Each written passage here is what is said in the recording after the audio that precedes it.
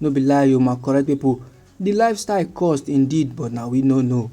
Peter Obi now don come outside dey yarn, dey give the general public say all of us na refugees for inside dis our country Nigeria, and e no end there o.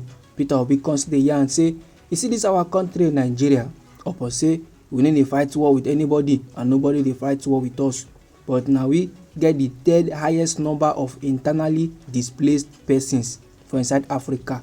No be small wahala, my correct pipu. Dat na one of the informates wey I wan sama una. The other one na about the governor of Kwara State.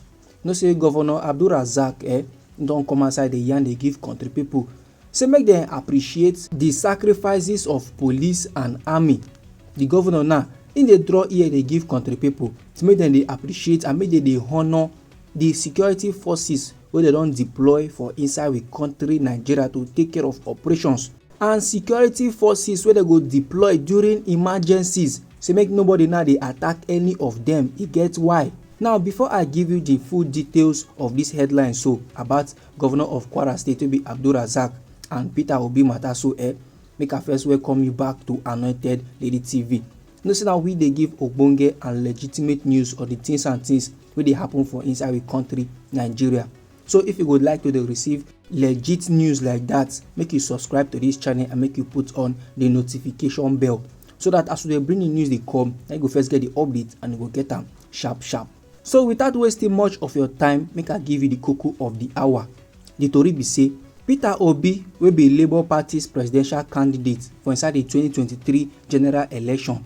In dey believe say every country person now na refugee, as long as say some citizens dey continue to live for inside the internally displaced persons their camp, maybe IDP camp.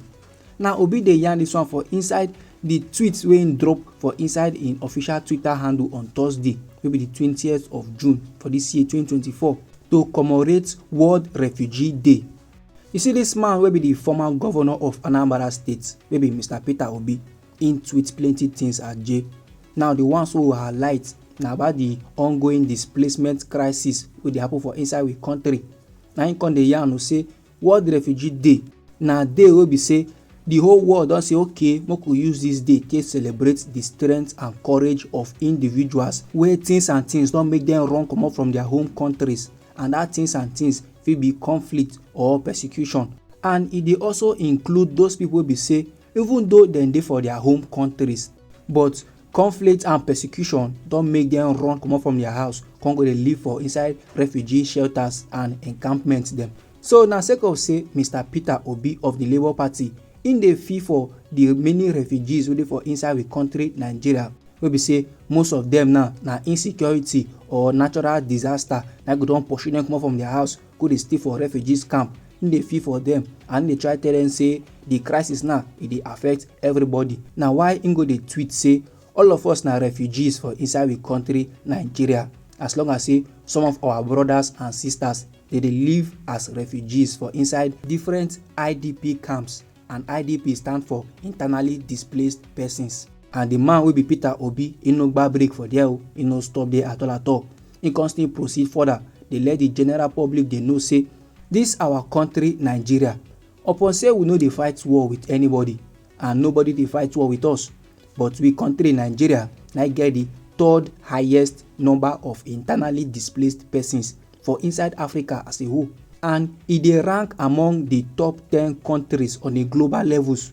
Im come dey identify insecurity as the primary driver of this crisis, but im talk plenty concerning the importance of supporting those people wey dey already displaced, and we gats support them by giving them access to education and health care, and we gats build a safe and secure nation wey dey prioritize investment in education, health and poverty eradication. Say that one now e go reduce the number of internally displaced persons wey dey for inside our nation and Nigerian refugees wey dey inside other countries on a massive levels.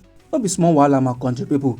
Obi now come use this opportunity to come dey let country people dey know say im mind still dey im still dey very much committed to a new Nigeria where every citizen go fit live freely and go fit contribute to the development of the nation. So moving on to the next informate wey I bring come for you.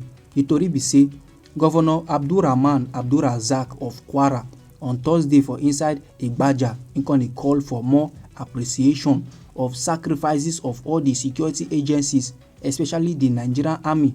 Now the governor im dey yarn all this one during the commissioning of one computer-based testing center, one special intervention project of the Chief of Army Staff, wey be Lieutenant General T.A.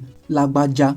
Im con dey give accolade to the federal government and the Chief of Army Staff sake of say na dem help establish the CBT center, and im say the computer center now e mean a lot for the socio-economic growth of the community.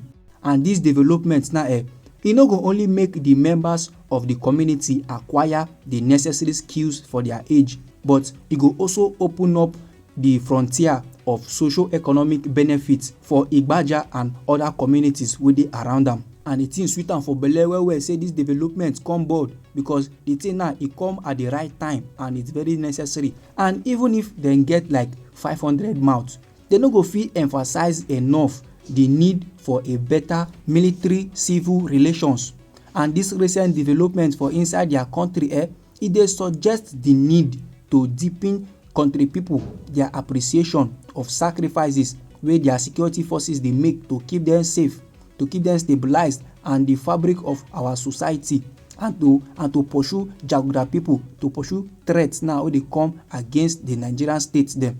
And over 2 decades, the military now don dey play very important role to support civilian authorities at all times, including a time when our country come under ogbonge pressure, as in big pressure from hostile non-state actors. No be small thing o my correct people. Abdulrazak now dey urge all country people say make dem appreciate and make dem dey honor the security forces wey dem deploy for inside we country Nigeria to take care of the issues wey dey arise for inside we country, and that na the duty of police. And make dem still dey honor and appreciate the security forces wey dem go deploy during emergency. And make country people try as much as possible not to dey attack them. Those men now they be human being like me and you, but they don take up the arms, they don take up the oath to protect us wey be country people. Now na dem go dey fight the war when we go dey sleep for night.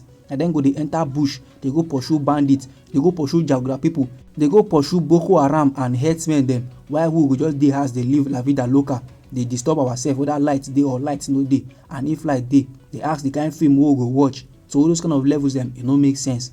When men dey there dey risk their life, we go dey house dey enjoy, and last we now go still get mind go dey kpai some of them and we go come dey insult them. All those kind of levels dem e no make sense. So this na the informate wey I say make I share give una my correct people. Anyhow the thing be you for body, if you get contribution about the issue, feel free make you drop am inside our comment section. You know say this na Anointed Lady TV, where they like give una ogbonge and legitimate news on the things wey dey happen for inside our country Nigeria. So if you never subscribe to this channel, make you try go subscribe and make you put on the notification bell, so that as we bring the news dey come, you dey get the updates and you dey get am sharp. I dey bring another news for you my correct people. No go anywhere.